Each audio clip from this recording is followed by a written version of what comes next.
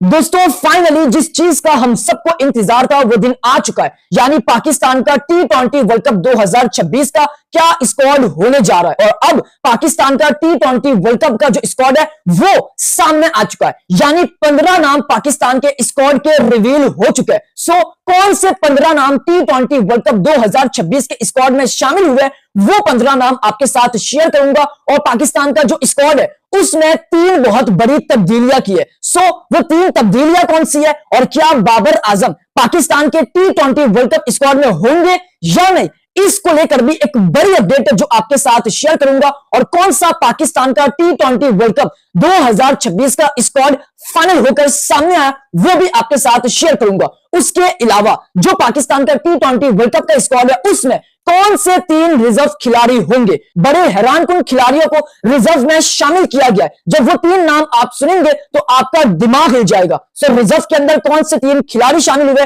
और कौन से 15 नाम पाकिस्तान के T20 वर्ल्ड कप स्क्वाड में शामिल हुए वो आपके साथ शेयर करूंगा। उसके अलावा इंडिया वर्सेस बांग्लादेश के दरमियान जो T20 वर्ल्ड कप के हवाले से कंट्रोवर्सी चल रही है, यानी आईसीसी ने बांग्लादेश को साफ मना कर दिया कि हम आपके मैचेस कई और शिफ्ट नहीं करेंगे, लेकिन साथ आईसीसी ने 3 बड़ी शर्तें भी रखी है। सो आईसीसी ने कौन सी 3 बड़ी शर्तें रखी है वो आपके साथ शेयर करूंगा। जब वो 3 शर्तें आप सुनेंगे तो आप भी हैरान रह जाएंगे। लेकिन उससे पहले आप तमाम फैंस इस वीडियो को एंड तक देखना, क्योंकि आज की वीडियो काफी इंटरेस्टिंग और स्पेशल होने वाली है। मगर उससे पहले आप तमाम फैंस इस वीडियो को लाइक, इस चैनल को सब्सक्राइब और बेल आइकन पर लाजमी क्लिक करें। अब बात करते हैं सबसे पहले पाकिस्तान का जो T20 वर्ल्ड कप 2026 का स्क्वाड है वो सामने आ चुका है, यानी जिस चीज का हम सबको इंतजार था वो दिन आ चुका है। क्योंकि T20 वर्ल्ड कप 2026 का जो स्क्वाड है वो सब टीमों ने अनाउंस कर दिया सिवाय पाकिस्तान के। मगर अब फाइनली जो पाकिस्तान का 15 रुकनी स्क्वाड है T20 वर्ल्ड कप का वो फाइनल होकर सामने रिवील भी हो चुका है। सो कौन सा पाकिस्तान का 15 रुकनी स्क्वाड है, कौन सी 3 तब्दीलियां हुई है, क्या बाबर आजम होंगे या नहीं, ये सब आपको बताऊंगा। और कौन से 3 खिलाड़ियों को रिजर्व में शामिल किया गया। सबसे पहले हम बात करते हैं पाकिस्तान के जो 3 रिजर्व खिलाड़ी है, कौन से 3 खिलाड़ियों को T20 वर्ल्ड कप 2026 के रिजर्व में शामिल किया गया। सबसे पहले बात करें रिजर्व की तो नंबर 1 पर जो रिजर्व में वो वसीम जूनियर है, यानी वसीम जूनियर। मैंने आपको पहले भी बताया था कि जो वसीम जूनियर है उनका अप एंड डाउन लग रहा है, उनको पाकिस्तान के स्क्वाड से ड्रॉप किया जा सकता है। और अब जिस तरह वसीम जूनियर ने श्रीलंका के खिलाफ जो परफॉर्मेंस दी, आखिरी मैच में 3 ओवर में 54 रन दिए, तो उसके बाद तो वसीम जूनियर का तय था कि वो रिजर्व में शामिल होंगे और फाइनली वसीम जूनियर को रिजर्व के अंदर शामिल कर लिया है। सो एक नाम वसीम जूनियर जिसको रिजर्व में शामिल किया है, बड़ा हैरानकुन नाम है। उसके अलावा जो दूसरा नाम है जिसको रिजर्व में शामिल किया है वो नाम है अब्दुल समद। मतलब ये कहा गया कि हमने अब्दुल समद को श्रीलंका के खिलाफ इसीलिए एक भी मैच नहीं खिलाया क्योंकि वो T20 वर्ल्ड कप 2026 के प्लान में हमारे नहीं था, इसीलिए हमने अब्दुल समद को रिजर्व में शामिल किया है। मतलब क्या पैथेटिक सोच थी पाकिस्तान की। पाकिस्तान इसी वजह से अपने जो टैलेंट होते हैं उनको जाया करता है। अब्दुल समद को श्रीलंका के खिलाफ स्क्वाड में शामिल किया मगर एक भी मैच नहीं खिलाया और उसको बगैर मैच खिलाए पाकिस्तान के T20 वर्ल्ड कप के स्क्वाड से बाहर कर दिया। तो ये दूसरा नाम था अब्दुल समद। उसके बाद जो तीसरा नाम है जिसको रिजर्व में शामिल किया है ये बहुत बड़ा नाम है, बड़ा इंटरेस्टिंग नाम है, बड़ा हैरानकुन नाम है और इस नाम से मैं एग्री नहीं करता।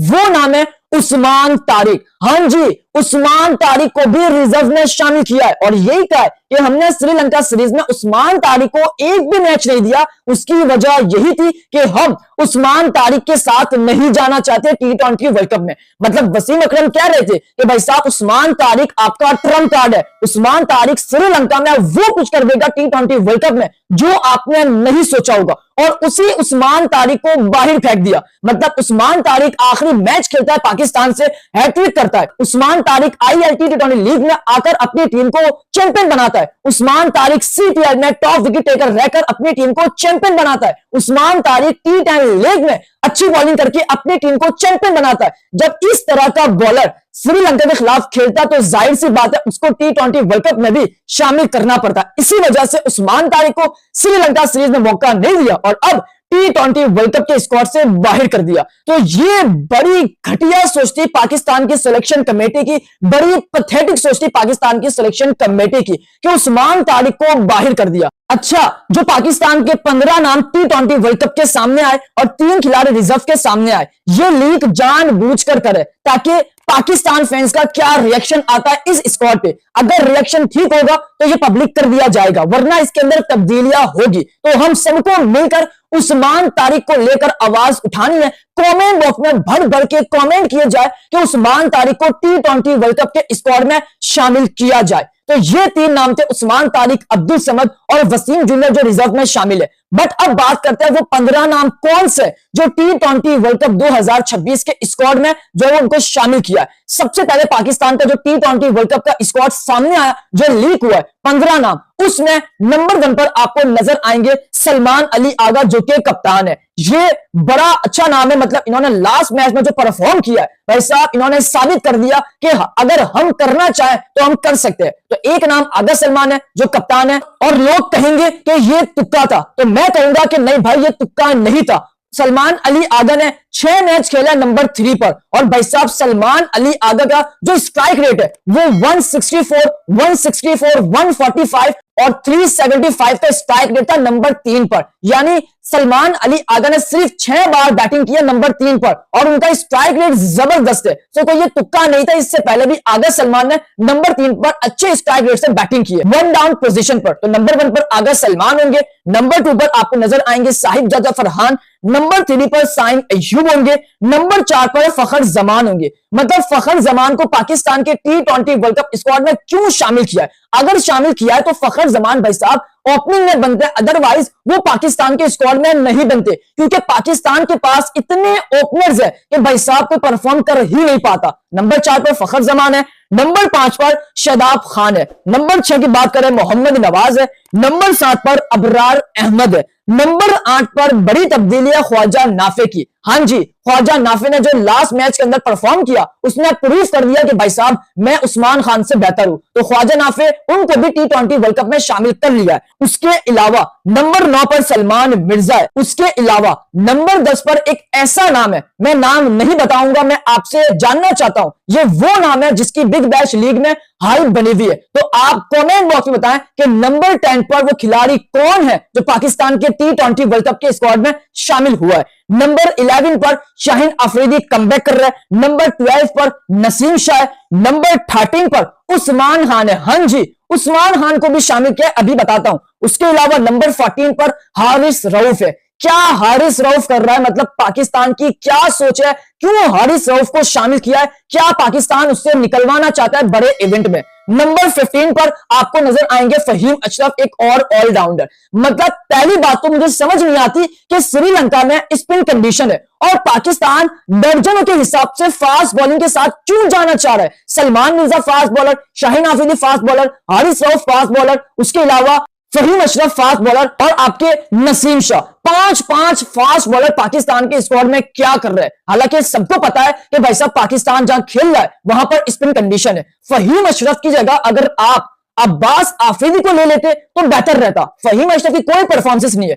फहीम अशरफ की जगह आप किसी प्रॉपर बॉलर को खिलाना चाहते हैं तो भाई साहब सुफियान नकीम बेहतर है। सुफियान नकीम जिस तरह परफॉर्मेंस दिखा के आया लीग्स में, जिस तरह उसने राइजिंग एशिया कप में परफॉर्म किया, जिस तरह उसने बांग्लादेश लीग में परफॉर्म किया, वो स्टैट्स हम सबके सामने है। तो क्यों सुफियान नकीम को जाया कर रहे हैं, क्यों अब्बास आफरीदी को जाया कर रहे हैं। चले अगर ये दूर है तो भाई साहब उस्मान तारिक तो आपके स्क्वाड में था, आपने उसको क्यों मौका नहीं दिया, आपने उसको रिजर्व में क्यों शामिल किया। तो ये पाकिस्तान का जो स्क्वाड है इससे मैं बिल्कुल डिसएग्री करता हूं, क्योंकि इस स्क्वाड में ना उस्मान तारिक है, इस स्क्वाड के अंदर फहीम अशरफ है जिसकी कोई परफॉर्मेंस नहीं है, हारिस रऊफ है कोई परफॉर्मेंस नहीं है, उस्मान खान है कोई परफॉर्मेंस नहीं है। मतलब आपको ख्वाजा नाफे के साथ जाना है तो भाई साहब उस्मान खान को रिजर्व में रख दें, आप अब्दुल समद को खिला लें, या फिर आप किसी और के साथ जाना चाहते हैं तो आप एटलीस्ट किसी प्रॉपर बैट्समैन को खिलाएं। लेकिन उस्मान खान को आपने स्क्वाड में क्यों रखा है ये समझ नहीं आती। तो ये पाकिस्तान का स्क्वाड है। आप इस स्क्वाड के अंदर क्या तब्दीली देखना चाहते हैं वो कमेंट बॉक्स में लाजमी मेंशन करें। किसको ड्रॉप करना चाहिए और किसको शामिल करना चाहिए वो आप कमेंट बॉक्स में लाजमी मेंशन करें। अब बात करते हैं इंडिया और बांग्लादेश के दरमियान एक कंट्रोवर्सी चल रही है जिस तरह मुस्तफिजुर रहमान को आईपीएल के अंदर से रिलीज किया, उसके बाद बांग्लादेश ने यह कहा कि हम जो है वो इंडिया में टी20 वर्ल्ड कप के मैचेस नहीं खेलेंगे। यानी बार बार बांग्लादेश ने रिफ्यूज कर दिया टी20 वर्ल्ड कप से खेलने के लिए। तो अब आईसीसी का यह कहना, ये बांग्लादेश के अकॉर्डिंग आईसीसी ने यह कहा, यानी आईसीसी ने यह कहा कि हम बांग्लादेश के मैचेस कहीं और शिफ्ट नहीं करेंगे। और मजे की बात कि आईसीसी ने 3 बड़ी शर्तें भी रखी है। कौन सी शर्त?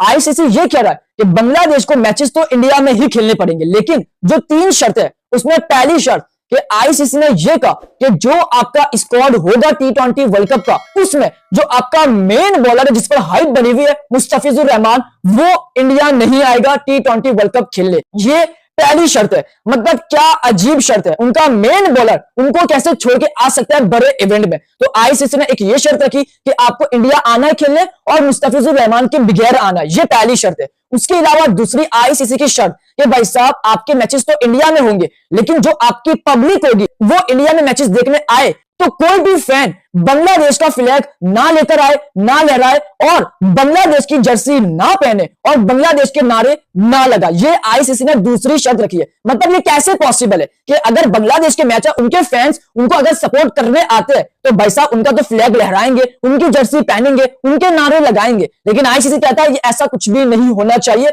वरना आपको सिक्योरिटी का मसला हो सकता है। और तीसरी शर्त ये कहा आईसीसी ने कि जब टी20 वर्ल्ड कप है, बांग्लादेश इंडिया में आएगा खेलने, तब ही बांग्लादेश में इलेक्शन है। सो वो इलेक्शन ना हो, वरना बांग्लादेश को सिक्योरिटी का मसला हो सकता है। मतलब आईसीसी टी20 वर्ल्ड कप में बांग्लादेश के इलेक्शन का क्या लेना देना। तो ये 3 शर्तें हैं जिसको सुनकर बड़ा हैरान हुआ। और इसका मतलब अगर आईसीसी ये शर्तें रख रहा है तो भाई साहब सीधा मकसद ये है कि इसके अंदर पॉलिटिक्स भी आ रही है और जो बीसीसीआई कहलवाना चाह रहा है आईसीसी से, वो आईसीसी कह रहा है। मतलब मैंने पहले भी कहा था ये आईसीसी जो है वो इंटरनेशनल क्रिकेट काउंसिल नहीं, ये आईसीसी का मतलब इंडियन क्रिकेट काउंसिल है। ये इसका सीधा मतलब ये है। सो आप इन शर्तों से एग्री करते हैं? मैं तो भाई साहब नहीं मानता इन शर्तों को। टी20 वर्ल्ड कप में बांग्लादेश बगैर मुस्तफिजुर रहमान के कैसे आ सकती है? अपने फैंस को वो कैसे मना कर सकते हैं कि बगैर जर्सी के, बगैर फ्लैग के, बगैर नारों के आपने मैदान में बैठना है, सपोर्ट करना है? ये ऐसा पॉसिबल नहीं है। सो आप इस पर क्या कहते हैं कमेंट बॉक्स में लाजमी